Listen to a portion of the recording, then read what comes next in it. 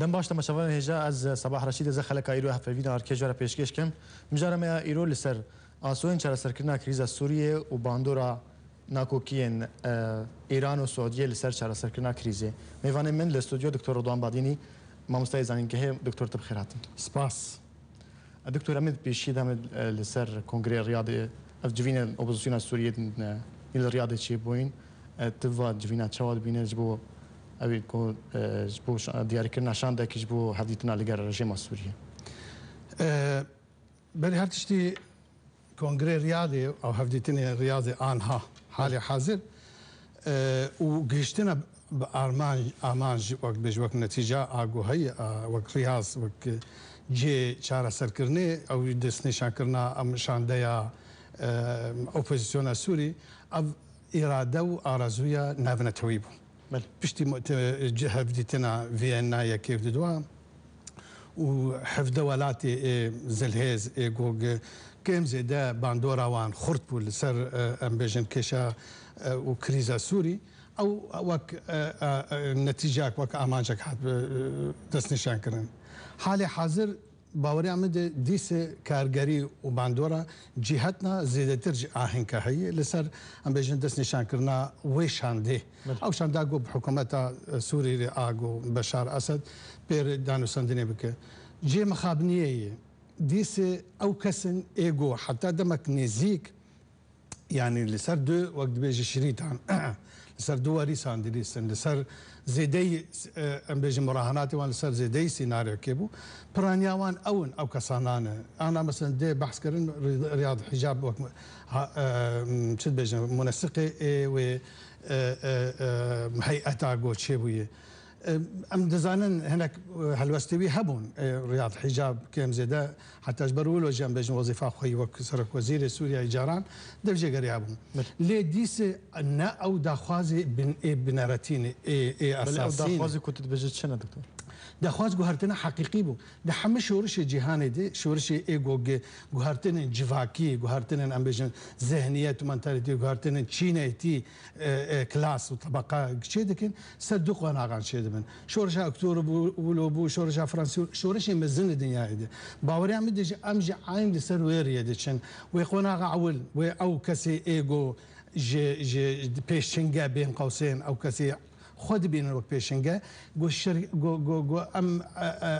امانجي سركي شورشي كيمك بيجي دزن جبو مثلا امانجي خوي تايبتي بكارتين لو يقونا غاد دو سدي سلوي بي شيكرن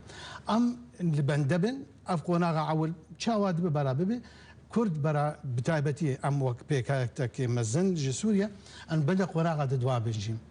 جن هذا ام حمك غاتي خو نخن دستوان جن هذا ام حمود شتي خو وك او بجن نكن ونبوي سيناريو اغو جتي حاضر كرن او انا اداوي به او قوناغا اول به وين قوناغا تدوابه او كسانا ايغو حتى دمك نيزيك حتى بروجك بري ام بجن شورشي علي حكومتي بون حمي حجته بهانيوان اي حكومتي بون ما بس او از وانتشتي اي كيمو كرتي هند كاري ما قشتي بين سر هناك روتسان لجن هذه ام شعبي مليبه هاي مجيبه افتشتنا وين حلا داوي وين صار داوي تا هبونا كردان دويشان ديدا انكو دوان دانو صندونا تشوا خوان هارو هاجي يعني ابي يك جوان تشتي مؤشري ايجو قدلي مرور حتناكي او تشتي ايجو مرا وجيد ترسي يعني جي كنت اقرا بيجن برا 10 سديبن برا بيجن نبازا سديبن يكتني واوجي يعني تاني او كسي بيجن ولاتك دولتك جوان راضي دبي او كسي انسان كشياو بملائم بمناسب جاليه هيز اخوي بيجن سياسي اكو تمثيل لك هو مثلا كم زيدا او حد ادنى اضعف الايمان او تشتي جو اتفاق ائتلاف البرينها جيب جيك او تشتي بوزيتيف او نا اداويه اما بيك هاتك سركينه كشامه چاره سرناب تنها بوي ديمقراطيه شكلي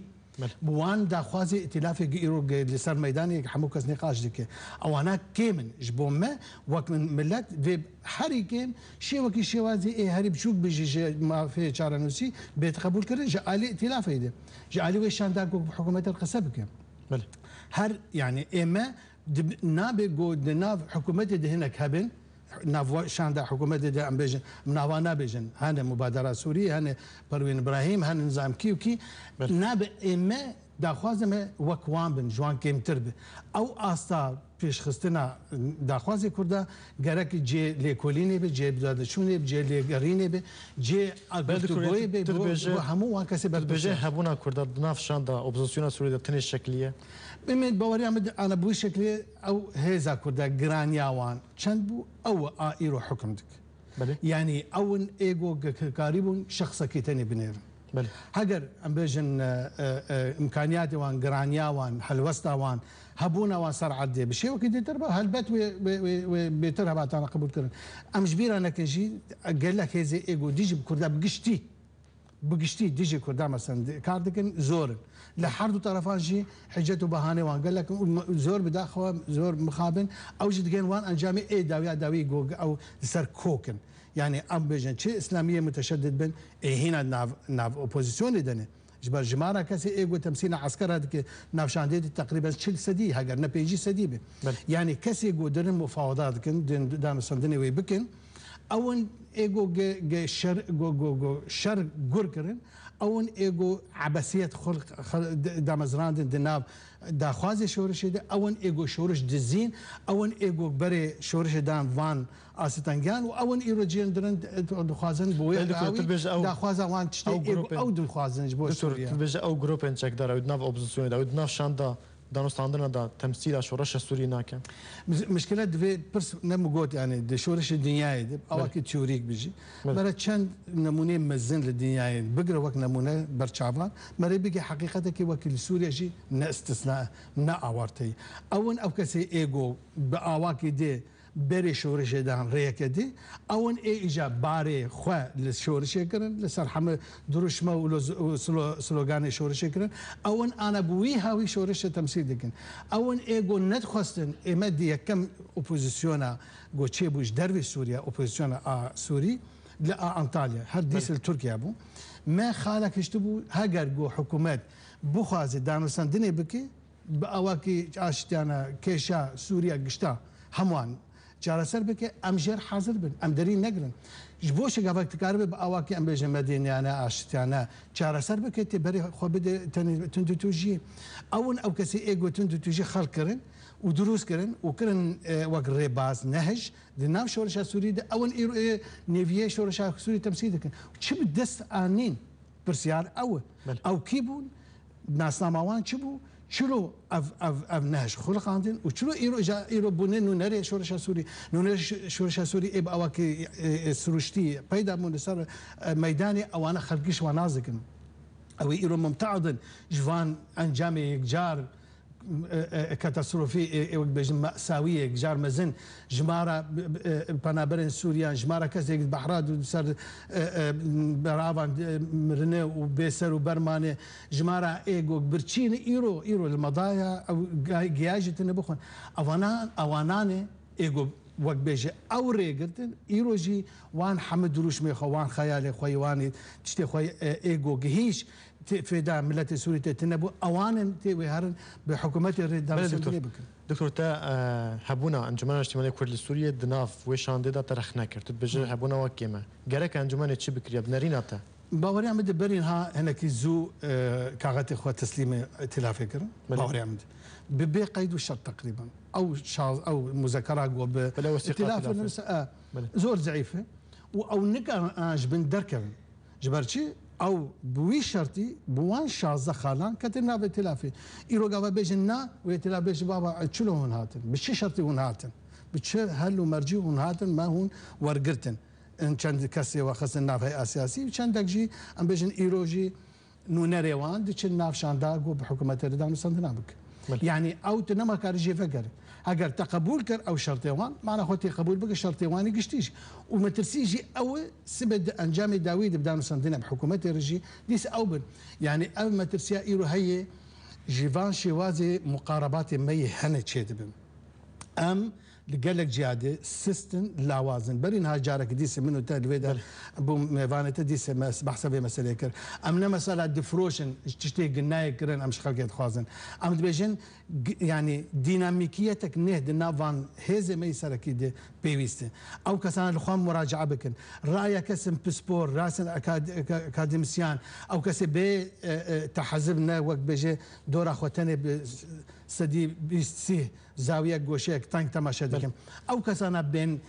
هر سنگاندنه کې بکن بدوعده چونه کې بکن نرخاندنه کې بکن او بیژن چته خوسن ایرو هاگر هون نچون بیکی و چیکارن بدس بخينن او اطراف يقول وفرض لكن يك نددو يعني بله دكتور السيرفي كي داخله روسيا دخوازه سي كسان نافوان ويشاند دا زياده بك يك جوانشي حسرو كي بهدي صالح مسلم تفي يك تشاود خوينا كاك صباح بنين ها جارك ديجي من عين ديس ده بيفينا كي منو تا ما بحسكر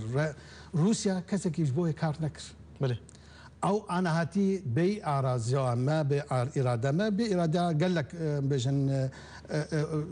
جهات اوبوزيسيون سوريا لكن فاعله يعني رولاوي كاريجرياوي جرك مزنه بله دنياي ام تسليمي روسيا امريكا كرنا بله دي نهايتها داويا في مع معاني اشتكي دي او دي كسن ايجو قرار ديستين ام بي بارمان جي هالوسطوان وانجي انا في جرجايا وهي نابينا وان وتركيا دي او هين شغله ما خراب تركي دي امام دام صندنك بانكر دي 26 ما حشتاد جارك ديج اماجه في مساله كر از ببرساري واني يك سفير واني يقول روسيا بو السعوديه عربي بو دورا 6 ساله وبسبوري يكي بسبوري وان دي مسألة أمن نتوي روسيا دي أو بسبوري وان روح لاتناسي ديتر أوان قوتن هون مش قوتنا خوجه عند نجمل بيشا صحافة عالمي فكري دورا سيه صحفية هاتبون وبالوزا يعني سفارة تركيا حازب سوريا حازب قال لك ديتر حازب برسمي لريانو فستيدي بيجن هون مساجة ما ناخوين هون هالوسط عمال برشعب ناقرن نا اوان ام دقرن ونا امريكيا جم دقرن يعني ام لاعب زعيف دفردي تشتتي خوستن ببور او اكتيف كرنا فان دا خوازان دريا وان كسي شاوري وان كسي زمان زنن دي كرنا كوميتين عم بيجن سروخت ونوجن وبير روش بروش فان كرانا بكن افتشتي خوستن ايرو بريد امامك ما قال لك ما زنهش ما حمهش فكري صار حمه احتمالاتها اهم احتمالات خراب يعني ام دزانه مثلا هاجر دولتي فاعل ام بين سروان نافي واجم كاربيشن اوان شي خاص شي دام بيشامه وشي بمدكن راستي روسيا انا تخوازي هم صالح مسلم هم هيثم مناع هم رزق قسيس هم ابكسي ديتر او انا او بيجن امان انه نري بوزيشن يجبون توازنها قبل جوروان في توازن بوشي بله دكتور امين سيرفيكي مهر نابرك يوم جركتيل تفكرن متى ما شافان هجان نابرك واملو ودكرن شو زيتش ولا شو دخلش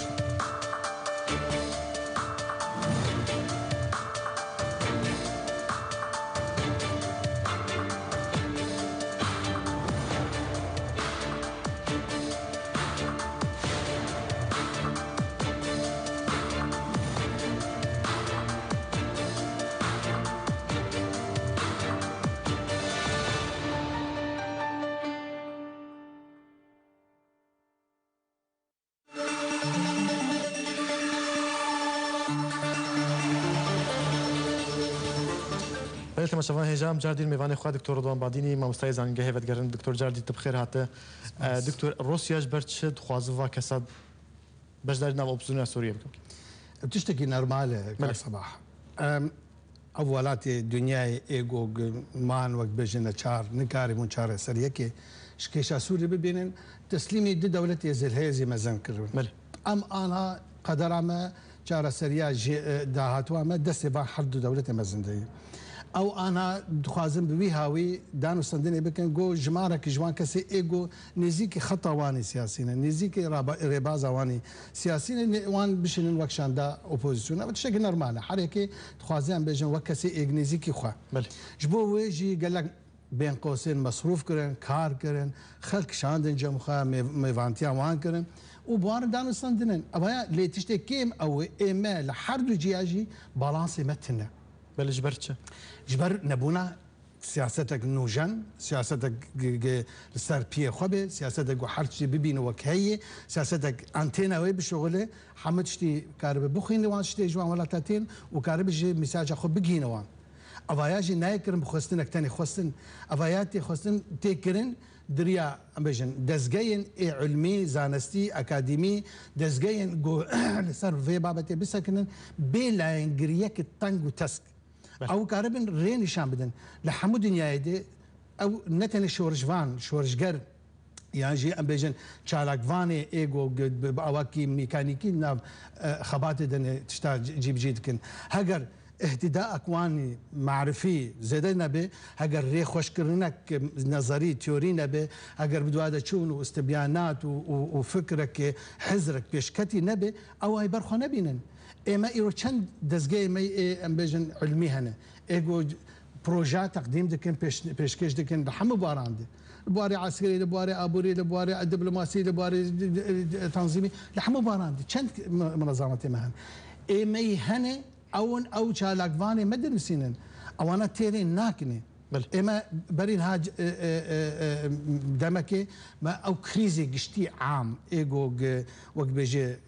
كيشام جي دي شي مداني برشاف وك ام بيجن السيمينار كي جما شيكر وتخص نفرجي الكورسان جي بردواميه و سيمينار بل دكتور افات چند روجن انكو كيدنا برا سعوديه و ايران دا گلكي غربونه باندورا فان ناكوكيا لسر چارا سركرنا كريزا سوريه و تشبه افيك جوانشتي يقول مرك قريب خوندنك سر وقت بري وقت بل دو وقت بيجي خوندنك گونجا و شيا و كرباجيري بري جو ب اف تندو تيجي نابنا اف جرجايتي واف تندو تيجي هي انا جافي استي ام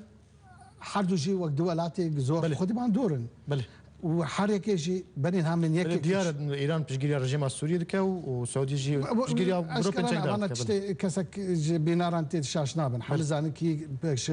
علي كراكي بل وش باندورا وهبه اما تخوازن بيجن باندورا من ساعه تشبو بل وتشهشت انها بجيج في قناغي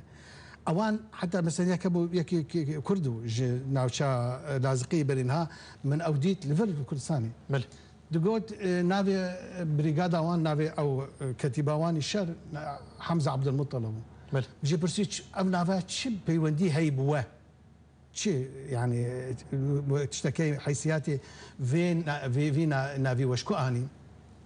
نكاره تجاوبت والله تشتهي تاني هبو جبرقو السعوديه الي كان مذكر قلت بقول ام بريغادا صلاح الدين ايوبي بربو كرداتي دشن ندعم الي كاري ندعم قرق نافي خولو بكن اوان مقبوله يعني ابي او استا شر ايديولوجي نامت خلقان او شر او مستورده سوري نب كرد عربي خو او ناو كسي تنبون ناو كسي اواكي تشعف قرتي بايديولوجياتي دينيف ام بيجن بستراغون غريدايبون ام افات شكل نهد كلتورا مد تنبون ديما كوان ايران ياجي ام حدث ولا حرج وقت بيجن تشندين وتشند جا حسينيات نامشو حسينيات بهيس من سوريا تشييع خلقي نظام شيء هو هيدي بنرجي كسو خوتشي ذكرن كسي خوي خباتي دكن باواكي جسر عديش وان جولشا ام بون رهينه اوان ام غاندن في قناغي ايرو اجا تشد خوازن بما بكن جي ديس من درياوان ونري خوي ديريكت وان ديريكت دفان شانداد دناف حكومتي دي جي اخو امادتكن ام ديفيليسكا جو ام جير نحاضر بون ام ايرو ب اثرن ب كارغرين ب باندور او سيناريو جو دهاتن كرن وتشيبون وانا درباز دبن او ان ايجو بوان وسبجي او انجامي خوازن جيب بلد ديمستورا شاندري نفضل تجبو تشرا سركنا كريزا سوريا السعودي بريا چند روجل السعودي بو برپرسن سعودي را جفيا بريا كو هفتيا بيدا هرا ايران جي برپرسن ايران جي بجفا قالوا اف شرد نافرا هر دو دولت هذا اف شركو نها چي بوي وچ قاسه كريزا سوريا چرا سرکرنا باشتر بکه یعنی جوی خرابتر بکه. باوری آمد بگشتی هر دو بوندیش هر دو راوت اساسی نه یک نوع گرجی و نکوکیان داره. نکوکی سوریه بخواد. او بخوانیجی انا اصلا بیشن نتیکشتنی اصلا تندوتیجی نبیناوان دین خورتر بودی. باوری آمد حرکتی هی زیاده تر. و آخوه به پلان خوه به پروژه خوه بین گردان اون جی ایگو بخواستن حواله خوزی تر بکن سر بلش يعني تتبجي الشرعي السوري قرتر ببا اوان آلوزی دبیگو هنک زخت کبش بر بریارة 22 بينجي 4 أمم متحدة بله وآرزو وإرادة حفظ ولاتان قول سر آستا وزير خارجي لفيانا جيفيان أو بون وقت بيجي سبب درخستنا في برياري أو إيجو كاربن هناك جوان تندو تجي هاني يجب أواكي 50-50 بله اگر نکاربن تشكي تاثير كارجريه كديتر لسر اندي اديتر بكن يعني جي حركه كارب تنازل كيف وادياري انا او برب وي تشي قدشي اراده هيجي ديش وي ديفاكتو ندو يورا يعني ديفاكتو وك حقائقي هن صار عندي نوكتي خصم باواكي قانوني وياسايي ومنطقي ولوجيك و او كسر صار عندي حكم بكن ويفقر جوان وقت بجي برياري خسر وان لكن انا بيجومان يعني ديس تخوان كرن ديس ناو كسي جياب دسوان ناكا بدخون ناو كسي بي ارازو خمل مالو ملك خواشتنه ناو كسي زارو كي خون داكرن ناو كسي ايجو دي بسرو برمانه نا ارازو وان نا اراده وان نا خستنا وان شورش يغابك سر دسبيكي دي ناوي وك اساس بيغرتن ياج وك بيجي مبادئ وبرنسيب و او ديس ارازو كسي تدخل كرنا باندورا فان كريزه و ناوكي ايران والسعوديه ويل سر كردين روجاواي كردستان انكو هردو اليين هردو مجلسين روجاواي كردستان هبه يانا اوان خوكرن تشواد بينا خوكرن حامله وقت بيجيك بيجو او عم بيجن هن استنجان اجو جوان نترات خاصن بك بل كردي مسؤولي باواكي يعني باواكي تر اواني تايبت راي اواني خاص وكرد هاف نجرت بهفدر يك بروجي تشي نكرن او جي انا بحكمي في بيجن دابش بونا اورتا دي محور دي تواري اساسي دي او جهات انجليدان بحرد تواران باندورا وسواهبه ايران وروسيا يجب السعوديه وقطر وتركيا وغربير غرب جي نبحم اذا اخر بل شاوت بالسياره دي وباندورا والسر هبه يانا باندور هي ايرو وبردوام به تشتكنا هاتي غورتن تنيد اورتاوان دي دولات هذه تبين انا تصريحات اطراف حرد واليات بين خوشك ناس بك نا يكش تشتي يقول السر كوكن وبردوام لسر وقت بجوان وقت بربريا بافدوري وقت ام بجن او مقر سيا بافدور دكن سر عردي تاني سوريا خو شرناكن الخوازن حسب سوريا مال ويرانيا خلق السوري بكرد عربي خو بحمو بكاتي خور وقت بيشار خوي اي خود بيجي باندور وهبه وتش باندور هبل سر كردستان السوريه روجاواي كردستان باوري عمدي نابا كردستان روجاوا دي يعني كردستان السوري دي امام بخوانا باراست ام وان باندورا سرخ كيم بكن ام بخوا ما فكري مان يعني هش ما سياسات ما بروجي ما نفكرش بو تلقي كرنا ورقرتنا حردو آليا ام دابش بون وك ارادات دربه وك ارادا واني اغو مت سيرين ام مخيرا او انها حكم دكن لسر اوبوزيسيوني ام هناك ما بمحوري ام بيجن ايراني هناك ما محوري تركيا. بله دكتور اجانسا اسوشيتد بريس يا امريكي وثيقه كان قبل جنمايك بلافكر تدا قوت كريزا سوريا صالا 2017 داتي جارا سركرن تأف وثيقه تشاوخ من بأوك عجله من بتفاصيل نخون وقت بيجي تايم لاين اوان وقت بيجي كنجي وكشبي كرن كنجي وحكومات بيدرس كرن او حكومات بتشاوي وكنجي دستور بيتشكرن وكنجي ام بيجن رولا اسد خلاص بالجور هناك تخميناتها حتى 1000 اولا نرسمي وثيقات نرسمي بس بأواك لوجيك منطقي او كسيجو او برياره بيست دو بينجي شار خصن هناك لسر كوكن هناك لسر لهفكرنا يعني بين اشتي هري ممكن اب وك ام بيجن داخوازي هر دو طرفا قافاك برد بشعبا بقري دي بيجي شي دي ترهيج غيني فيا دبي هن تفاصيل بين جوهرتن ودي سولو به بله دكتور برصاد داويه قالوا تشارا سركنا كريزا سوريا دي صلاه 2016 بنيان هفدا بينا والله زول زحمت ما راح احكم بك قالوا تشلب يعني جغيني تشتي نا د آراء دبش قولا سوراني يعني تشي قلنا بالا مرو دبي ئەوانە هەگەر کارم بێن هەنێکی مەسەن کاغاتە تافدوو بکەن و شێوەکی دیتر چارەسەرێکە کاتیشە بن ژغی نوێ ئێمت باوەڕی ئەمەدە ئەف هەردوو تەوەر هەردوو ڕەوت هەردوو تەیار و بەردەوام بن بۆێ گرژیا خۆ ناو سووریا و سەر حەسەبێ سووریا و کوردێمە پێویستیان هەیە بنەڕینێک دیتر بنەڕینێک هات بەش ئەف زەرفێ زێرین گەرەکێ بووی هاوی سەختە دەرباس نەبێت بەلێ گەلێک سپاس دکتۆر ڕۆدان بادینی مامۆستای زانینگە هێتمێوان مێستجی بۆ گەلێک سپاس سپاس مەل تەماشەوان هێژام گەهشتن داویە خەلەکە خۆیان ئیرۆ حتا خەرێک دی بمین خێر و خەشیدا